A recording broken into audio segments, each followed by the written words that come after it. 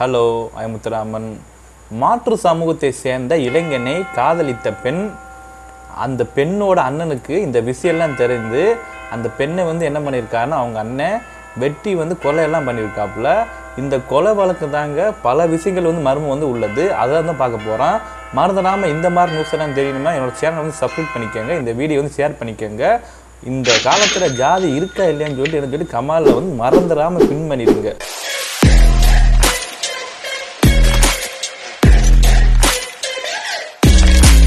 பல்லடம் அருகே பருவாய் கிராமத்தில் 22 வயது கல்லூரி மாணவியை கொலை செய்ததாக அவரது உடன் பிறந்த அண்ணன் கைது செய்யப்பட்டுள்ளனர்.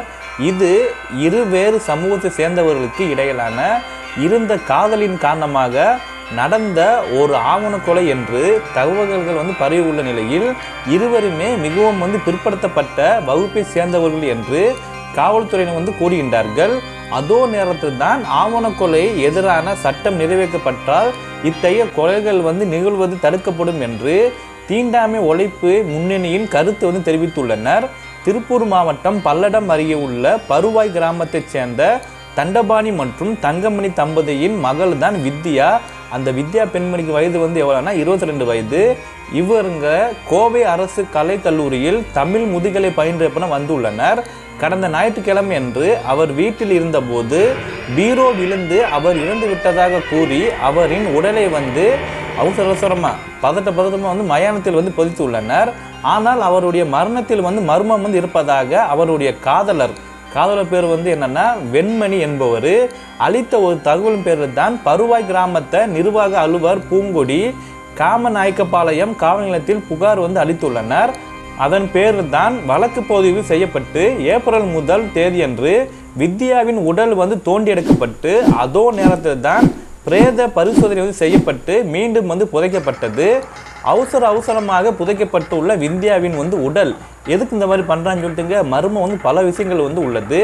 பிரேத பரிசோதனை அறிக்கையில் வருவதற்கு முன்பே தன் தங்கையை கொலை செய்ததை ஒப்புக்கொண்டு விட்டதாக அடிப்படையில் தான் வித்யாவின் அண்ணன் சரவணகுமார், அவர் வயது எவ்வளோனா 24 வயது, கைது செய்யப்பட்டதாக தெரிவித்தார். காப்பநாயக்கம்பாளையம் காவல் ஆணையர் ராஜவேல் என்பவர் வித்யாவின் மீது இருந்த பாசத்தினால் தான் திடீரென்று உணர்ச்சி வகப்பட்டு இந்த கொலையை செய்துவிட்டதாக தங்களிடம் சரவணகுமார் வாக்குமூலம் அளித்ததாக அவர் மேலும் தகவல் பகிர்ந்துள்ளனர்.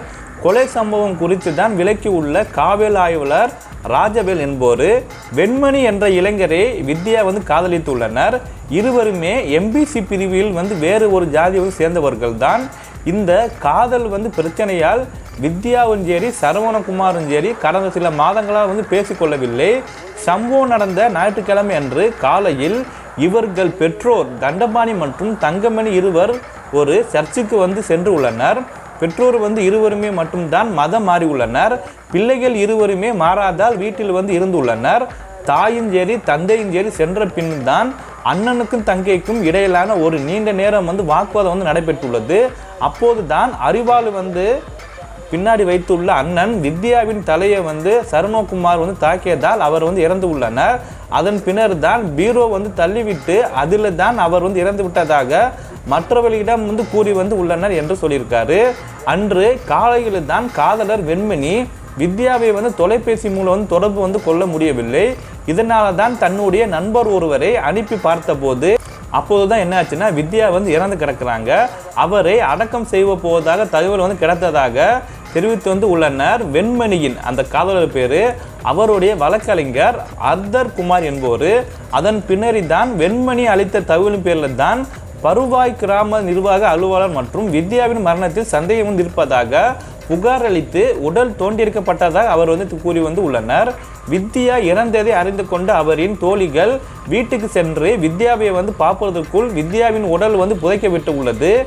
யாருமே பார்க்கல போலங்க, பேரண்ட்ஸும் சரி அவங்க மட்டும் தான் பார்த்துட்டு உடனே வித்யாவோட உடலை புதைச்சிருக்காங்க. இதனால தான் ஏற்பட்ட சங்கத்தின் காரணமாக தான் காவல்துறையில் புகார் அளித்தேன் என்று வெண்மணி கூறியுள்ளனர்.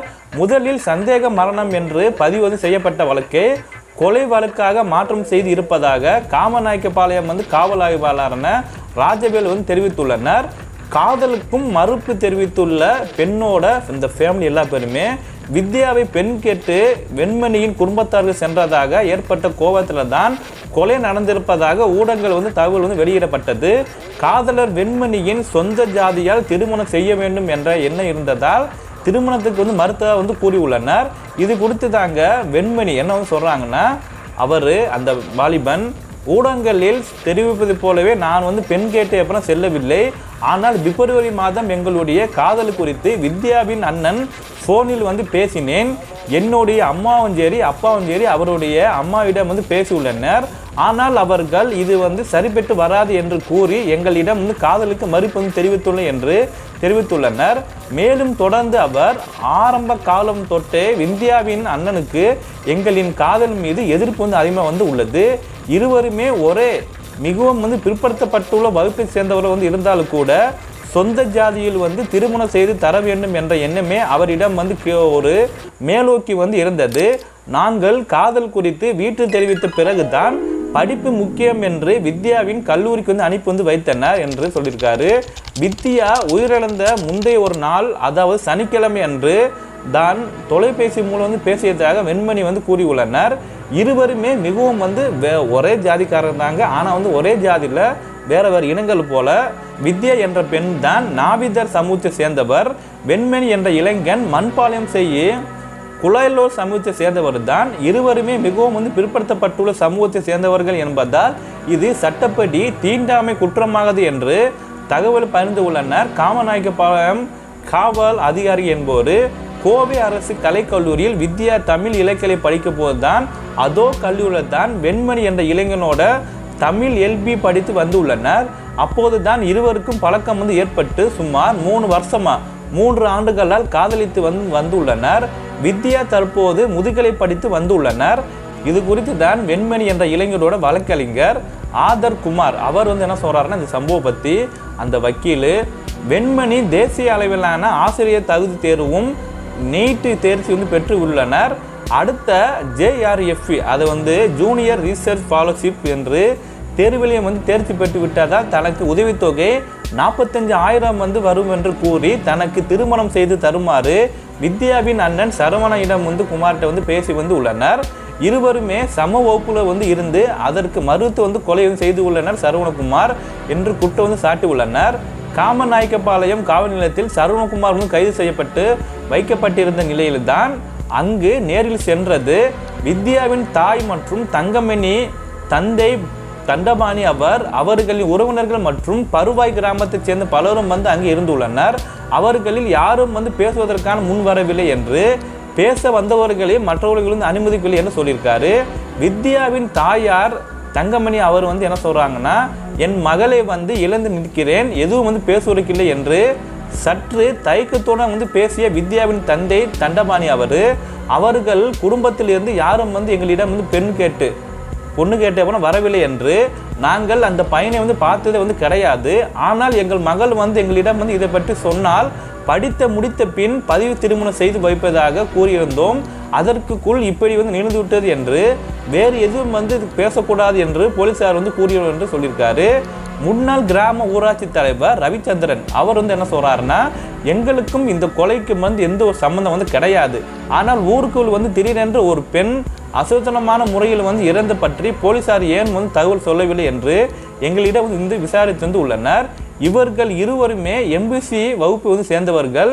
எம்பிசி ஜாதி சரிங்களா, அந்த வகுப்பு சேர்ந்தவர்கள். இதை ஆவணக்கொலை என்று ஊடகங்கள் சொல்வது மிக தவறு என்று ஊராட்சி தலைவர் சொல்லியிருக்காரு. ஆவணக்கொலைக்கு எதிரான சட்டத்துக்கு வழுக்கம் கோரிக்கை என்னென்ன, இந்த வழக்கில் குற்றவாளியாக சரவணகுமார் மட்டுமே கைது செய்யப்பட்ட நிலையில் அவருடன் வேறு யாராவது இருக்கிறாரா என்று கொலையை செய்தார்கள் என்று சமூக ஊடகங்களில் பலரும் கேள்வி எழுப்பியுள்ளனர். இந்த கொலையில் வேறு யாருக்கும் தொடர்பு இருக்குதா என்று பல்லடம் துணை காவல் கண்காணிப்பான சுரேஷிடம் கேட்டபோது இப்போதைக்கு சரவணகுமார் கொடுத்த வாக்குமூலத்தின் அடிப்படையில் தான் அவரது கைது செய்துள்ளோம். மேல் விசாரணை நடத்தி வருகிறது. அதற்கு பின்பு தான் எதையும் உறுதி சொல்ல முடியும் என்றனர். இருவருமே மிகவும் பிற்படுத்தப்பட்ட வகுப்பு சேர்ந்தவர்கள் என்பதுதான் அடிப்படையில் இது ஆவணக்கொலை இல்லை என்று பலரும் வாதாட்டி வரும் நிலையில் வெவ்வேறு சமூகம் என்பதற்காக நடக்கும் அனைத்து கொலைகளுக்குமே ஆவணக்கொலைகள் தான் கருதப்பட வேண்டும் என்று பல்வேறு அமைப்பினர்களும் சரி வலியுறுத்துகின்றார்கள். இது குறித்து தாங்க தமிழ்நாடு தீண்டாமை ஒழிப்பு முன்னேறியான திருப்பூர் மாவட்ட செயலரான கனகராஜ் என்போர் ஆணவ கொலைக்கு எதிராக சட்டமிற்ற வேண்டும் என்று தொடர்ச்சியாக பல இடங்களில் சமூக செயல்பாட்டாளர்கள் குரல் எழுப்பி வருகின்ற சூழலில் இத்தகைய கொலைகள் வெறும் கொலை வழக்கின் கீழ் பதிவு செய்யப்பட்டு அதற்கான தண்டனை மட்டுமே வழங்கப்படும். இது ஒரு ஆவண கொலை என்பது கருத்தில் கொள்ளப்படாது. அரசு இது போன்ற கொலைகள் நடப்பதை தடுத்த முயற்சி பெற மேற்கொள்ள வேண்டும் என்றனர். ஆனால் இதை முற்றிலும் மறுத்து செய்தியாளர்களிடம் பேசிய திருப்பூர் மாவட்ட காவலர் கண்மலைப்பான கிரீஷ் யாதவ் அவர் தங்கையை கொன்றதற்காக அண்ணனே ஒப்புக்கொண்டு விட்டார் என்பதால் இந்த வழக்கில் வேறு எந்த குழப்பங்களும் இல்லை, குற்றவாளிகளை கைது எப்படின்னா செய்து விட்டோம் என்று சொல்லியிருக்காரு. மறந்துடாம இந்த சம்பவம் பற்றி உங்களுக்கு தெரிஞ்சால் கமெண்ட்ல பின் பண்ணிட்டு போங்க. இந்த வீடியோ ஷேர் பண்ணிக்கோங்க. நம்ம அடுத்த வீடியோ சந்திக்கலாம். தேங்க்யூ ஃபார் வாட்சிங். Love you. ஜெய் ஹிந்த்.